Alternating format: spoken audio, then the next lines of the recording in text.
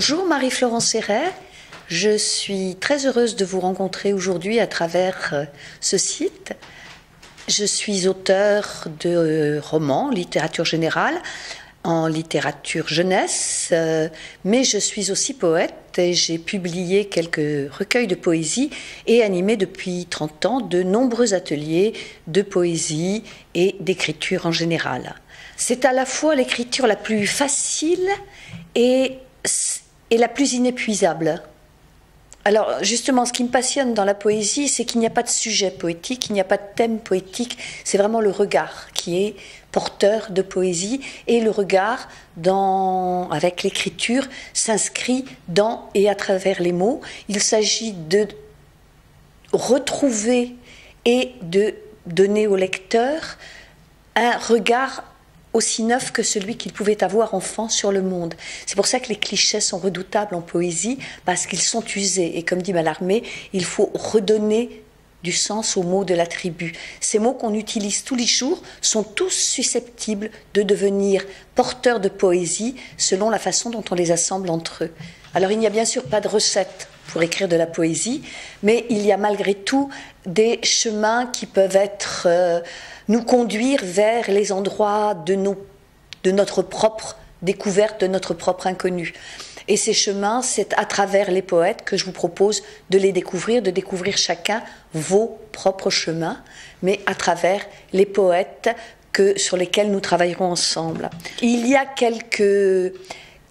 une certaine façon d'aborder les mots qui sont particulièrement féconds en matière de poésie. Je dis volontiers que la poésie est moitié matière, moitié mystère. Donc, pour le côté matière, il est très important de considérer qu'un poète écrit avec des mots qui ont un corps. Un corps, c'est-à-dire une sonorité, une apparence visuelle sur la page. C'est avec ce corps des mots qu'on va écrire. Donc, dans la poésie classique, par exemple, on va faire des rimes, c'est-à-dire que les mots, en fin de vers, se terminent par le même son. Aujourd'hui, où on écrit plus volontiers de la poésie en vers libres, on n'en néglige pas pour autant la sonorité des mots. Ce n'est pas seulement le dernier mot du vers qui compte, et la dernière syllabe du mot, c'est le mot tout entier qui a un corps sonore dont on va tenir compte. Donc, on travaillera sur les assonances, sur les allitérations. On peut dire que ça fait partie des techniques de la poésie. Il y a énormément de formes classiques sur lesquelles on travaillera peut-être dans les toutes dernières séances, si on a envie de s'aventurer par là, qui sont le sonnet, les quatrains. Alors, le haïku est une forme spécifiquement japonaise, mais qui connaît un très grand succès du fait de sa simplicité extrême, 3 vers, qui, comme je le disais au début, est en même temps parfaitement inépuisable. Donc on peut dire qu'en quelque sorte le haïku c'est de l'essence de poésie, comme alchimiquement on fait un parfum en distillant l'essence. C'est l'essence de la poésie, la simplicité la plus grande.